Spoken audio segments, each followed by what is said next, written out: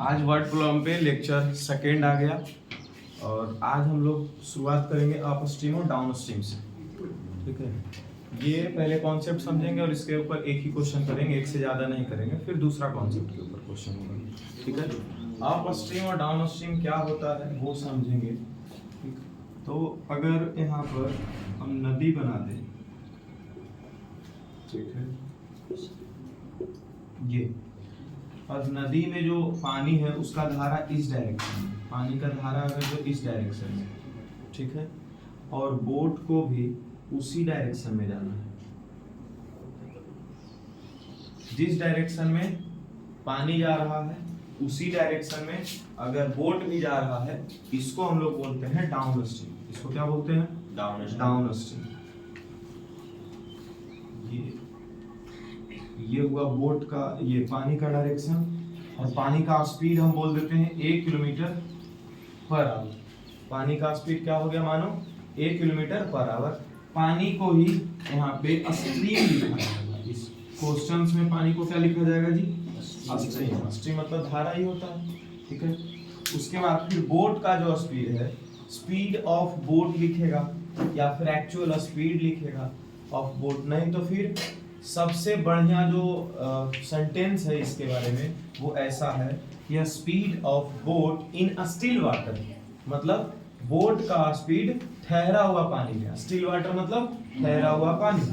तो इसका स्पीड चलो बोल देते हैं x किलोमीटर पर आवर। दोनों में से किसी एक का स्पीड दिया हुआ अगर है, हेलो, दोनों में से किसी एक का स्पीड अगर दिया हुआ है, समझ जाना ये क्वाड्रेटिक इक्वेशन बनाएगा। दोनों में से दोनों का स्पीड मिसिंग रहेगा, लीनियर इक्वेशन से बनेगा।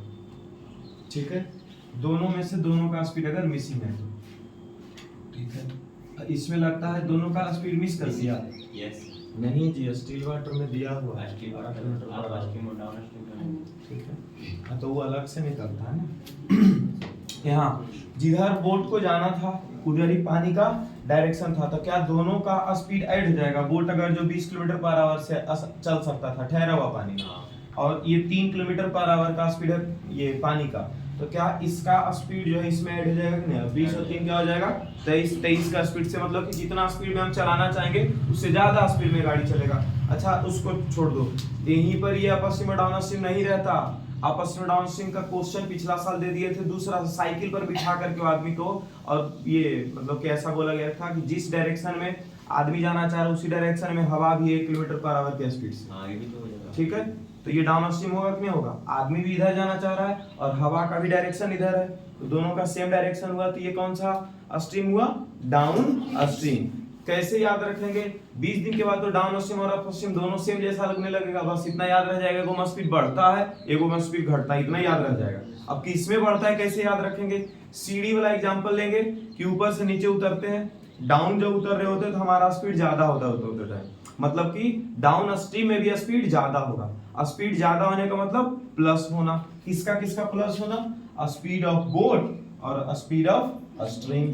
क्या अगर जो हम हवा और साइकिल का भी एग्जांपल ले ले तो speed of cyclist, speed of cycle या फिर speed of cyclist plus speed of air, ये दोनों को जोड़ दिया जाएगा तो डाउन स्ट्रीम स्पीड निकल जाएगा। यहां से जो स्पीड निकलता है वो क्या निकलता है जी? Down stream speed. क्या निकलेगा? जब दोनों सेम डायरेक्शन में है तो डाउन स्ट्रीम स्पीड क्या हो जाएगा? ये भी इधर जाना चाह रहे, ये भी इधर, धक्का लग जाएगा ना उसी डायरेक्शन में। Yes sir. ये क्या हो जाएगा? x + a ब्रैकेट में किलोमीटर पर आवर। ठीक है क्या? इसी के जैसे एक और केस है। पानी देखो अभी भी जिस डायरेक्शन में बह रहा है अभी भी उसी डायरेक्शन में बहना है। लो, पानी इसी डायरेक्शन में बह रहा है, लेकिन यहां से यहां तक बोट पहुंचा। अब मानो बोट को वापस आना है, पानी तो अभी भी उधर बह रहा होगा, है ना? अब बोट को अब क्या करना है? घूम करके वापस आना है। तो क्या पानी का डायरेक्शन इधर रहेगा और बोट को आना इधर होगा, तो पानी ढकेलेगा कि नहीं ढकेलेगा बोट को? अरे ढकेलेगा पीछे की ओर। ठीक है, आगे बढ़ने नहीं देना चाहेगा। ठीक है, तो ये बोट जो है ये इस बार इधर आना चाह रहा है।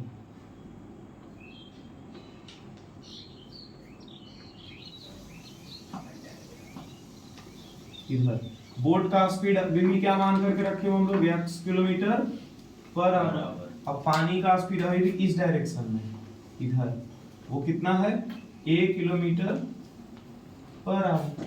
देखो तो बोट अगर जो बोट जो है इधर जाना चाह रहा है, अब पानी किधर जाना चाह रहा है इधर, मान लो बोट कह रहा है हम 20 किलोमीटर पर आवर से आगे जाएंगे और पानी कह रहा है कि नहीं तुमको 2 किलोमीटर से हम पीछे धकेलेंगे, हमको इधर जाना है।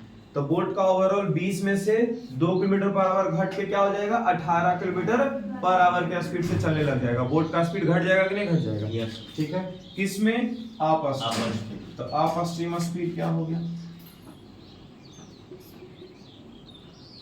अपस्ट्रीम स्पीड हो जाएगा x minus a kilometre per our. ठीक है, अब यहाँ आते हैं इस क्वेश्चन के ऊपर। तो ये क्वेश्चन में अपस्ट्रीम और डाउनस्ट्रीम का केस भी आ गया, और जो कल करवा रहे थे इंक्रीज डिक्रीज बोल करके या मोर और लेस बोल करके वैसा क्वेश्चन भी आ गया है। देखो यहाँ क्या लिखता है, a motor boat whose speed in still water is 18 kilometre per hour. मतलब जो x का वैल्यू लगा के बैठे हुए हैं बोट वाला स्पीड को यहाँ क्या बोल रहे थे x, वो दे दिया है 18 kilometre per hour. Takes 1 hour more to go 24 kilometre upstream than to return downstream to the same spot. मतलब जितना डाउनस्ट्रीम जाना चाहता है, downstream to the same spot, मतलब जितना डाउनस्ट्रीम जाना चाहता है उतना ही अपस्ट्रीम गया, और अपस्ट्रीम कितना गया है 24 किलोमीटर। 24 किलोमीटर अपस्ट्रीम गया है और उतना ही डाउनस्ट्रीम भी जाता है, लेकिन 1 घंटा ज्यादा लगता है जब 24 किलोमीटर अपस्ट्रीम जाता है। तो किससे ज्यादा लगता है, इसीलिए देन इस्तेमाल हुआ है, देन कंपेयर करने के लिए इस्तेमाल होता है। किससे ज्यादा लगता है, than to return downstream to the same spot. मतलब सेम स्पॉट को रिटर्न जब होता है तो वो डाउनस्ट्रीम में आता है, और डाउनस्ट्रीम में समय कम लग जाता है और अपस्ट्रीम में समय ज्यादा लगता है। तो 1 आवर मोर या फिर 1 आवर लेस लिखा, मतलब टाइम को मोर या लेस कर रहा है। अरे तो जितना मोर या लेस रहता है उसको हम लोग इक्वल्स टू के इधर लिख देते हैं, और ये 1 क्या था आवर, मतलब क्या है ये दिया हुआ जी टाइम।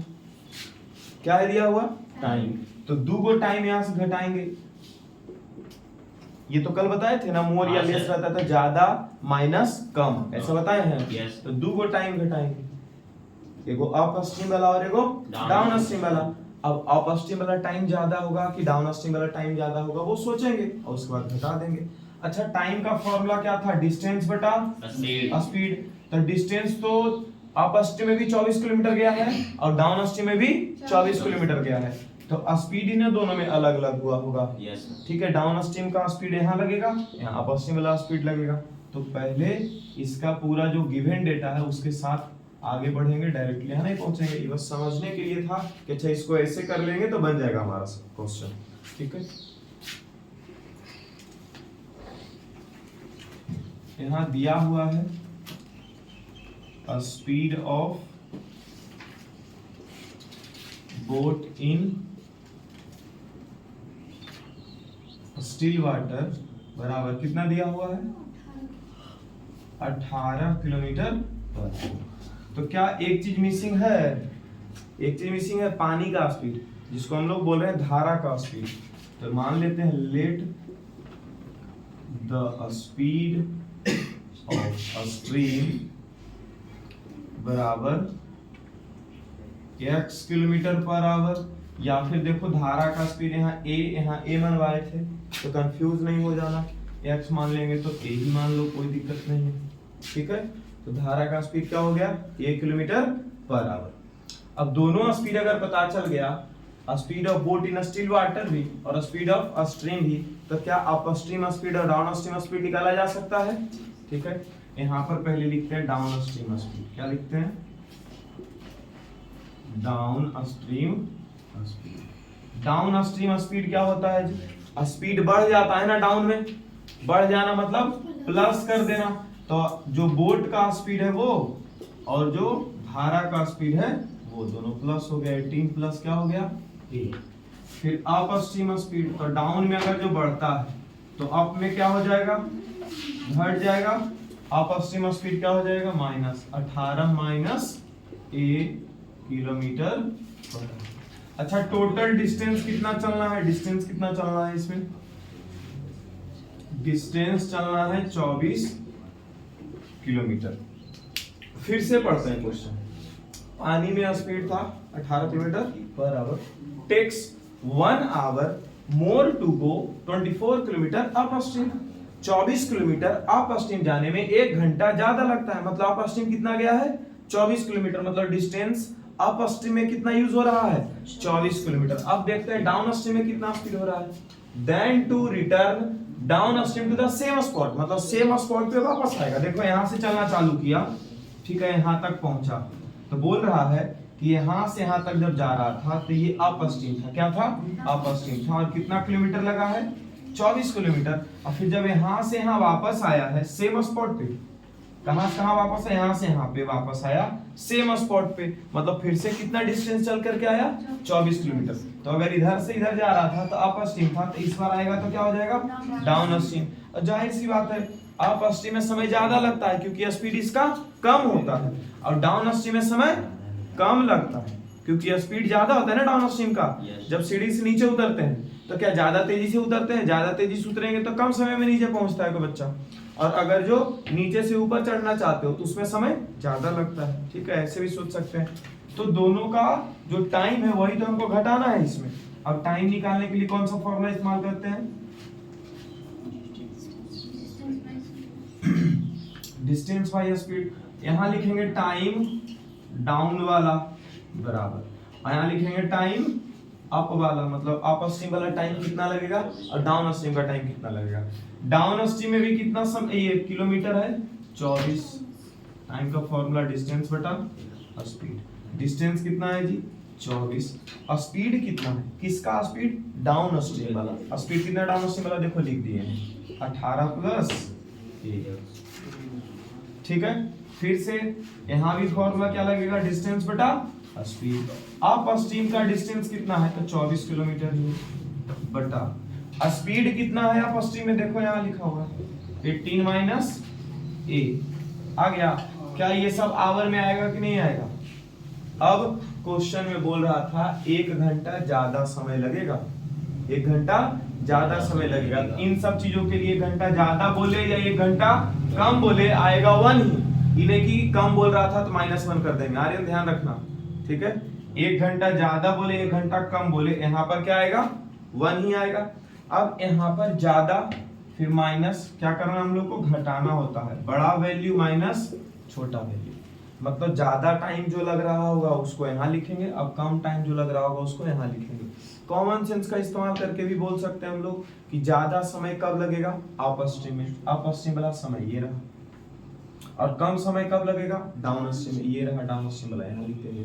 नहीं तो नहीं वैसे इस्तेमाल कर सकते हैं तो मैथमेटिकली इस्तेमाल कर लेंगे। देखो ऊपर 24 है, नीचे यहाँ भी 24 है, तो इससे तो कंपेयर हम लोग नहीं करेंगे, तो नीचे वाला से कंपेयर करेंगे। ये क्या 18 प्लस ए, और यहाँ क्या 18 माइनस ए, बड़ा वैल्यू ये 18 प्लस ए बड़ा कि 18 माइनस ए बड़ा, बस इतना बता।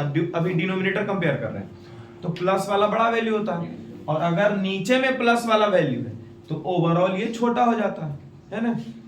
और अगर नीचे में माइनस पड़ा हुआ है तो ओवरऑल ये क्या हो जाता है बड़ा। तो इसको हम पहले लिख देंगे, क्या लिख देंगे यहाँ पे 24 बटा 18 माइनस ए, ठीक है, ब्रैकेट में 18 माइनस ए, और उसके बाद फिर 24 बटा 18 प्लस ए। कल भी ऐसा क्वेश्चन बताए थे कि माइनस वाला जो पार्ट रहेगा वो पहले इस्तेमाल होगा और प्लस वाला जो पार्ट रहता है वो बाद में इस्तेमाल होता है। अब इसके बाद क्या है 4a बनाए हैं तो उसी का सॉल्यूशन है आगे। 4a में ऐसा ऐसा क्वेश्चन बनाए हैं ना, अनुश्री बनाई है 4a, देखो पते नहीं है इसको, होमवर्क चेक करके यहाँ पे आपको टाई शुरू होगा, समझे। हाँ हर दिन 8 पेज हम चेक करेंगे होमवर्क, बहुत जल्दी ही सब होगा। यहाँ डिनोमिनेटर दोनों एलसीएम ले लिया जाएगा, 18 माइनस ए इंटू 18 प्लस ए। अच्छा ये देखो ऊपर में यहाँ भी 24 है यहाँ भी 24 है, तो 24 कॉमन ले लो, क्या बच जाता है यहाँ पे 1, यहाँ क्या बच जाता 1। एक स्टेप और कर देते हैं तो कंफ्यूजन होगा। 24 कॉमन ले लो, यहाँ क्या बच जाएगा 1, 18 माइनस ए माइनस, यहाँ भी बच जाएगा 1, 18 प्लस ए और बराबर 1, 24। अब ले लो एलसीएम, 18 माइनस ए और इंटू 18 प्लस ए।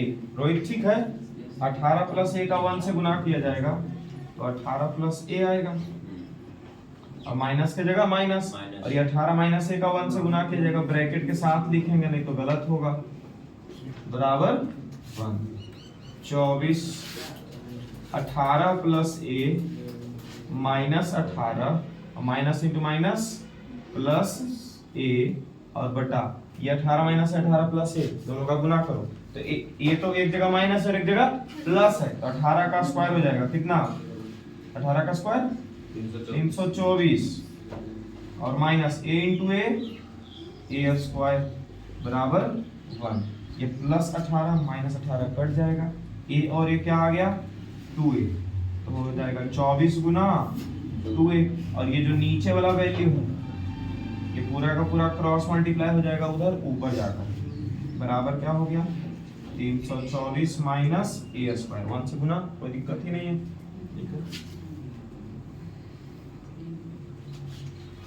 तो माइनस ए स्क्वायर को इधर लेके आया जाए, इक्वल्स टू दे देते हैं यहाँ पे, इक्वल्स टू के बाद है ना ये, इसको इधर लेके आते हैं, माइनस ए स्क्वायर इधर आएगा तो क्या हो जाएगा प्लस ए स्क्वायर, 24 गुना 2 48 ए वाला पार्ट अब लिखा गया 48 ए, और 324 प्लस में इधर आएगा तो माइनस में, माइनस 324 इक्वल्स टू के राइट साइड पे कुछ नहीं बचेगा, 0 हो जाएगा।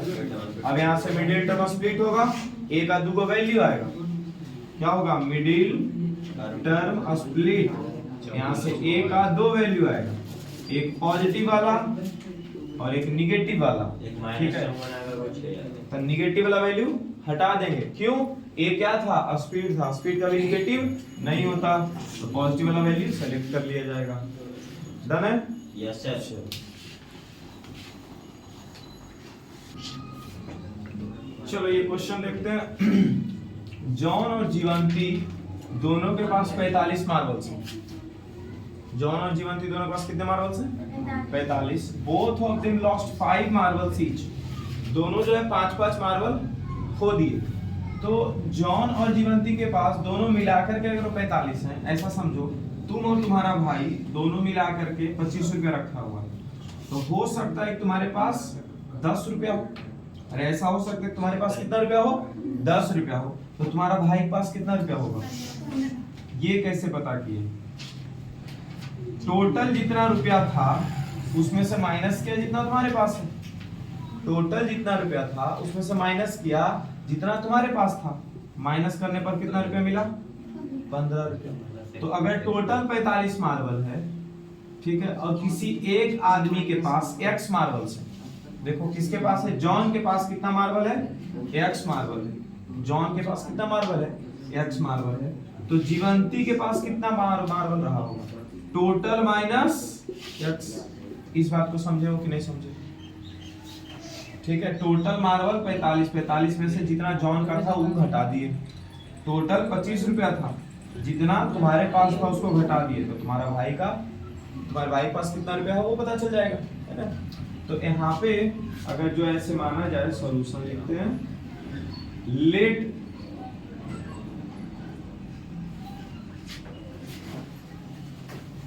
जॉन हैज कितना मार्बल्स है जी x मार्बल्स, उसके बाद फिर क्या लिखेंगे, जीवंती है कितना मार्बल हो जाएगा 45 माइनस x मार्बल्स। इसके बाद और आगे बढ़ते हैं, ये क्या बोलता है, both of them lost 5 marbles, यहां लिख देते हैं लॉस्ट 5 मार्बल्स ईच, कितना मार्बल, कितना लॉस्ट 5 मार्बल्स ईच, कितना मार्बल खो दिया है 5 मार्बल, तो जॉन के पास कितना मार्बल बचा होगा x माइनस 5, और जीवंती के पास कितना मार्बल बचा होगा 45 माइनस एक्स, इसमें से और 5 घट जाएगा। अब कितना आ गया जीवंती के पास 40 माइनस, ये जॉन के पास आ गया और ये जीवंती के पास। अब बोलता है product of the number of marbles they now have, अब उनके पास जितना मार्बल है उसका गुना करोगे तो 124 आ जाएगा। तो जितना मार्बल है कितना है x माइनस 5, गुना करने बोला तो मल्टीप्लाई कर देते, प्रोडक्ट मतलब क्या होता है गुना। और जीवंती के पास कितना मार्बल है 40 माइनस x, दोनों का गुना करने बोला, इज मतलब इक्वल्स टू, और फिर क्या बोल रहा है 124। अब यहाँ से इक्वेशन फॉर्म होगा, x का गुना 40 माइनस x से, x का गुना किससे 40 और x दोनों से, x into 40 40x, x into minus x square, minus 5 गुना 40 माइनस 200, माइनस 5 गुना माइनस x प्लस 5x बराबर 124।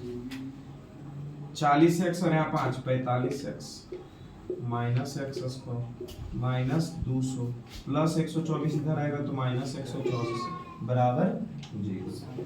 माइनस एक्स स्क्वायर को पहले लिख दो, 45 एक्स के पहले प्लस का साइन है, प्लस 45 एक्स लिख दो, और दोनों के पास माइनस है, माइनस 324 लिख दो बराबर। क्या एक्स स्क्वायर के पहले हम लोग नेगेटिव साइन छोड़ते हैं? नहीं छोड़ेंगे, एक्स स्क्वायर कर देंगे। तो अगर इसका साइन चेंज किया तो सबका साइन चेंज करना पड़ेगा, माइनस 45x प्लस 324 बराबर 0। ये आ गया क्वाड्रेटिक। तो ये बोला था फॉर्म मतलब बनाओ quadratic equation two find how many marble that will start with.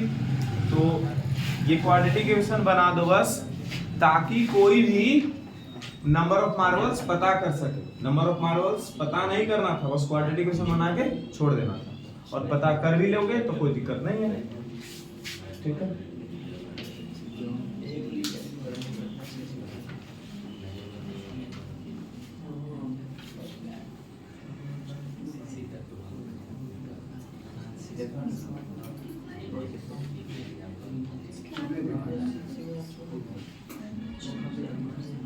Six number बन गया जी,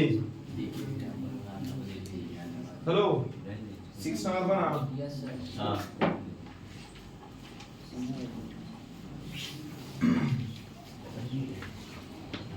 बना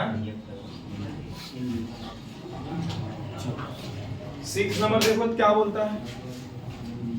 एक कॉटेज इंडस्ट्री, ध्यान से देखो इधर, लिखने में तो सब लगा रहता है, लिखने का टाइम तो देते ही ना, और जो छूटेगा वो ऐसे भी ग्रुप में चला जाता है पीडीएफ, तो उसका क्या टेंशन ले रहे हो।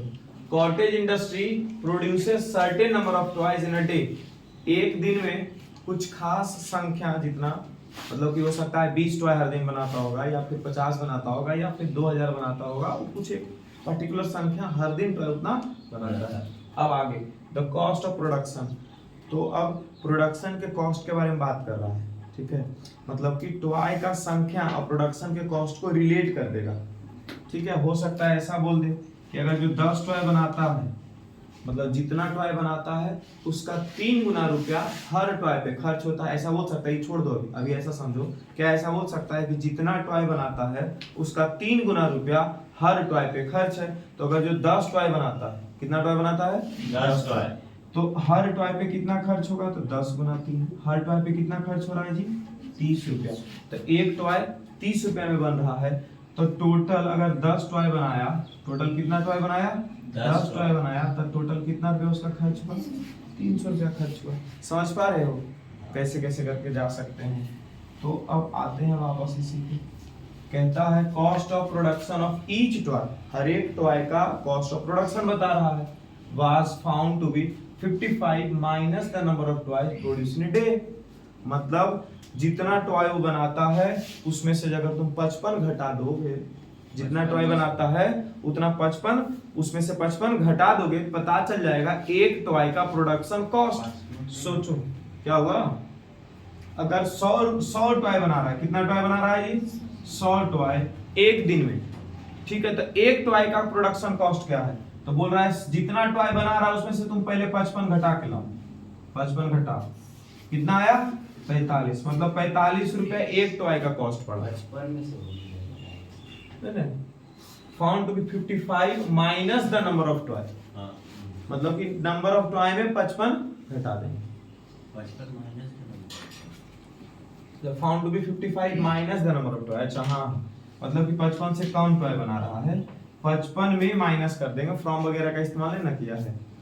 55 minus the number of toy, मतलब यहाँ देखो साफ सुथरा तरीका से लिखा गया है, the cost of production found each toy was मतलब इक्वल्स टू ऑक्सिलरी वर्ब, मतलब इक्वल्स टू, ऐसा बताए हैं कभी? Yes. ऑक्सिलरी वर्ब जहाँ कहीं भी आता है हम लोग इक्वल्स टू यूज कर लेते हैं। उसके बाद फिर बोलता है 55 इक्वल्स टू के बाद लिखो 55 माइनस मतलब माइनस, फिर यहाँ क्या है नंबर ऑफ टॉय, मतलब 55 माइनस नंबर ऑफ टॉय। ये किसका हुआ? Production cost. ये किसका इक्वेशन बन रहा है जी? प्रोडक्शन कॉस्ट का। मतलब प्रोडक्शन कॉस्ट जो है वो किस पे डिपेंड कर रहा है? नंबर ऑफ टॉयज पे। तो अगर जो नंबर ऑफ टॉयज हम x मान लें कि एक दिन में कितना टॉय बनता है, x टॉय बनता है, तो 55 माइनस x, और ये कॉस्ट ऑफ प्रोडक्शन रुपया में है, मतलब ये रुपया में आ जाएगा। हर एक टॉय का प्रोडक्शन कॉस्ट, ईच टॉय का प्रोडक्शन कॉस्ट क्या आ गया? 55 माइनस x। अब सोचो एक खिलौना बनाने के लिए इतना रुपया खर्च हो रहा है, और टोटल कितना खिलौना बन रहा है? x रुपया, x खिलौना। टोटल कितना खिलौना बन रहा है? x खिलौना। एक खिलौना को बनाने में इतना खर्च है, और खिलौना बन रहा है x। सोचो एक खिलौना बनाने के लिए 3 रुपया खर्च आता है, और खिलौना बन रहा है टोटल 11, तो कितना रुपया खर्च आएगा टोटल? 11 या 33 होगा ऐसा।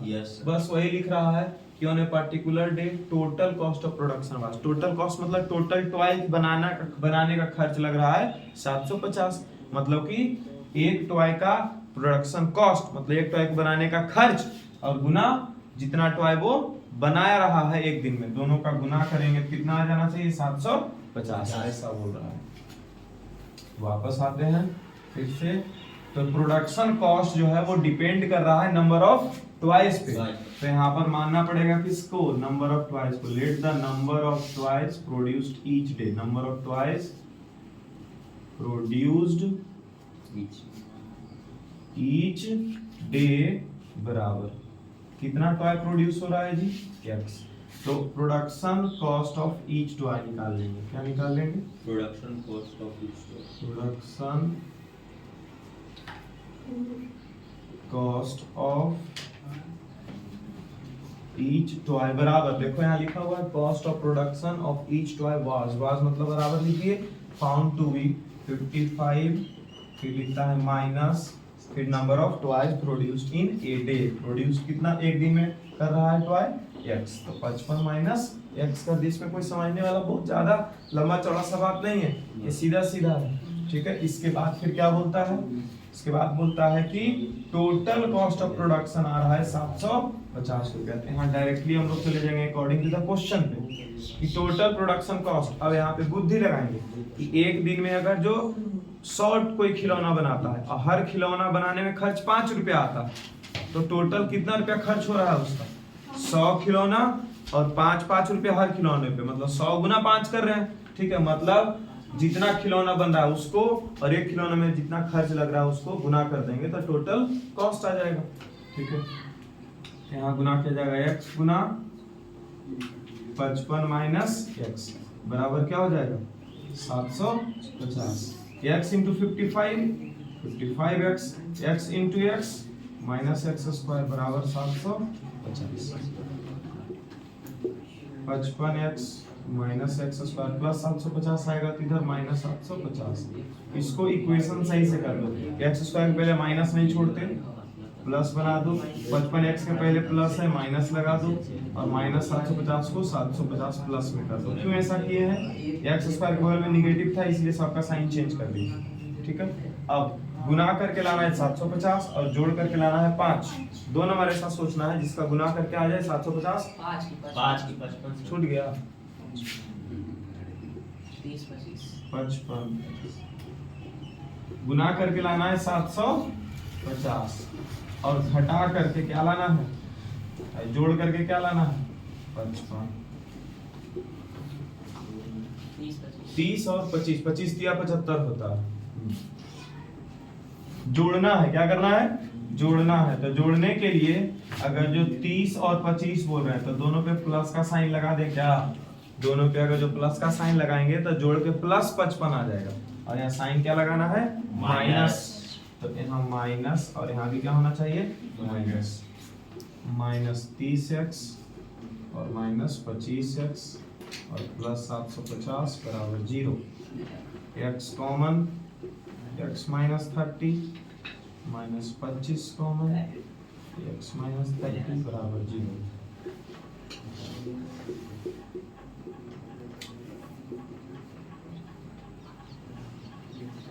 x माइनस 30 बराबर 0, मतलब x बराबर क्या आ गया जी? 30 आ गया, और x माइनस 25 बराबर 0, x बराबर क्या आ गया? 25। हाँ, क्या पूछ रहा था? Number of toys produced that day, तो उस दिन कितना नंबर ऑफ टॉय बन रहा होगा। अब सोचो नंबर ऑफ टॉय कितना बन रहा होगा, ऐसा समझते हैं। हेलो, नंबर ऑफ टॉय अगर सोचते हैं कि 30 को बन रहा होगा, कितना टॉय एक दिन में बन रहा होगा? 30 टॉयज। तो प्रोडक्शन कॉस्ट कितना है जी? प्रोडक्शन कॉस्ट है 55 माइनस x, मतलब 55 माइनस 30, कितना रुपया लग रहा होगा? 25 रुपया। अगर 30 टॉय बना रहा है तो हर टॉय पे कितना रुपया खर्च हो रहा है? 25 रुपया। देखो तो दोनों को गुना करके 750 रुपया आगे कितने आ गए?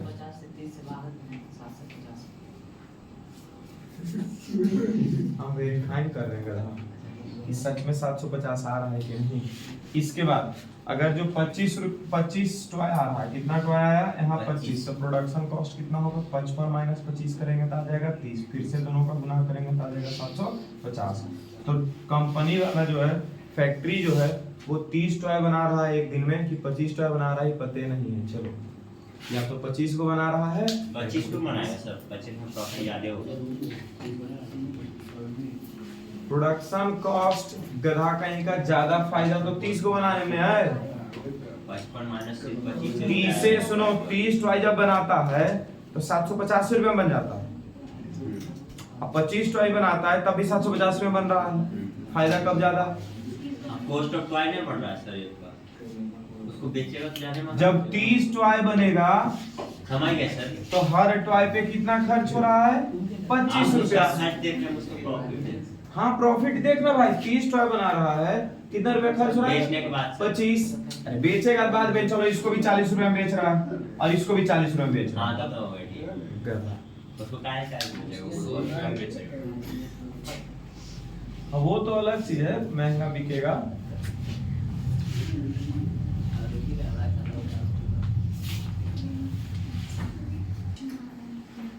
तो यहाँ देखते हैं, difference of two numbers is 4। दो नंबर का घटाव 4 है, और उसका एक दूसरा इक्वेशन है, if the difference of their reciprocal is 4/21, और दो नंबर्स का डिफरेंस, दो नंबर्स का रेसिप्रोकल का डिफरेंस जो है वो 4/21 है। कैसे किए हो? x माइनस वाई, हाँ ठीक है, पहला इक्वेशन लिखे होगे x माइनस वाई बराबर 4, और दूसरा क्या लिखे? 1/x माइनस 1/y बराबर 4/21 एज एक्सपेक्टेड, और ये गलत है।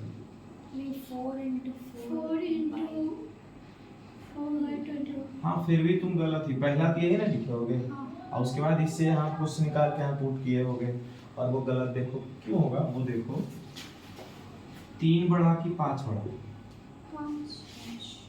उसका इसका 3 का रेसिप्रोकल लेते हैं और 5 का रेसिप्रोकल लेते हैं। अब दोनों में कौन बढ़ा? मतलब अगर जो हमको जब घटाने का बारी आएगा 5 और 3 घटा सकते हैं, तो यहाँ वैल्यू कैसा आएगा? आंसर में पॉजिटिव। और जब आंसर में फिर से पॉजिटिव लाना है और इसका रेसिप्रोकल घटाना है, तो 1/5 और 1/3 को घटाएंगे तो पॉजिटिव वैल्यू नहीं, नेगेटिव वैल्यू आ जाएगा। समझे?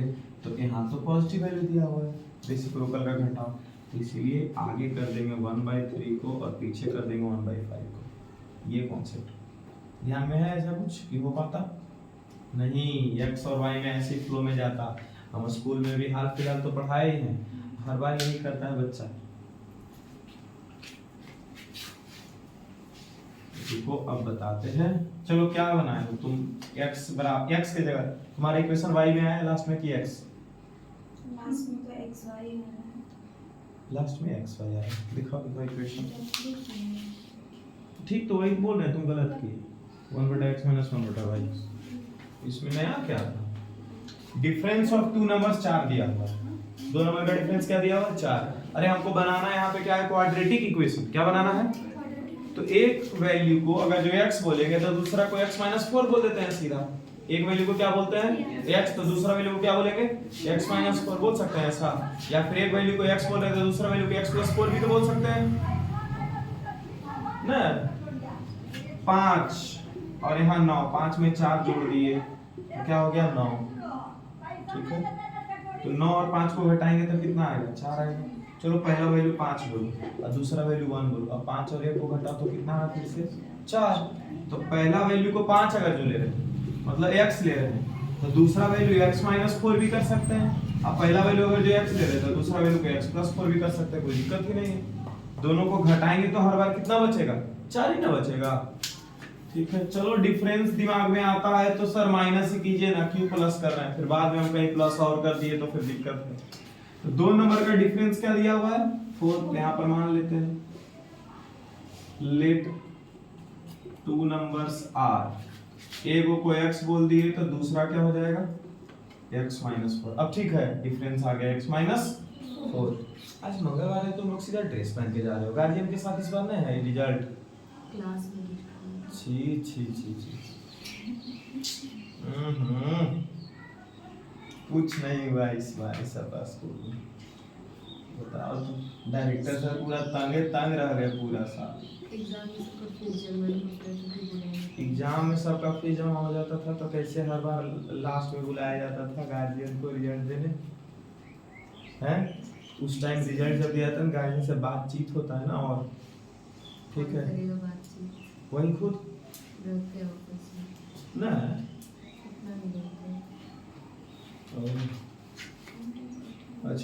अच्छा यहाँ पर if the difference of their reciprocal, दोनों के रेसिप्रोकल का डिफरेंस लेना है। तो यहाँ पे देखो 1/x, यहाँ क्या है 1/x और यहाँ क्या कर दोगे 1/x माइनस 4। अगर तुमको लग रहा है ऐसा कर देंगे तो गड़बड़ हो सकता है। देखो क्यों, इन दोनों का जो घटा के और 4/21 लिख दोगे तो ये गलत हो सकता है। क्यों गलत होगा वो देखो, x और x माइनस 4 में कंपेयर करो, कौन बड़ा है? x बड़ा है। कौन बड़ा है?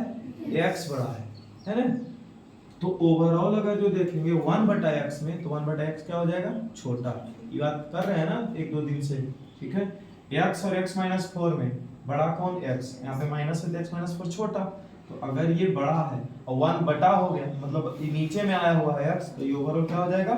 छोटा। और छोटा में से बड़ा वैल्यू को घटाएंगे तो निगेटिव आना चाहिए। यहाँ क्या दिया हुआ है? पॉजिटिव। तो इसको ऐसे करेंगे तो गलत हो जाएगा। तो पहले किसको लिखेंगे? 1/x माइनस 4 और उसके बाद क्या लिखेंगे? 1/x बराबर 4/21। अब सॉल्व कर लेंगे, आ जाएगा आंसर।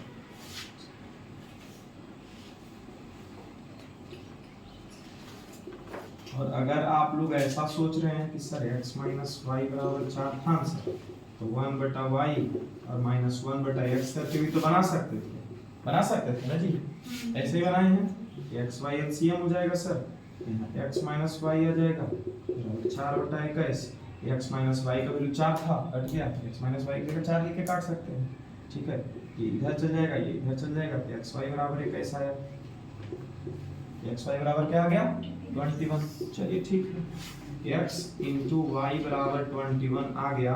तो यहाँ से x का वैल्यू निकाल सकते हैं। x बराबर 4 प्लस क्या हो जाएगा? y। x की जगह रख दो 4 प्लस y और गुना y बराबर 21।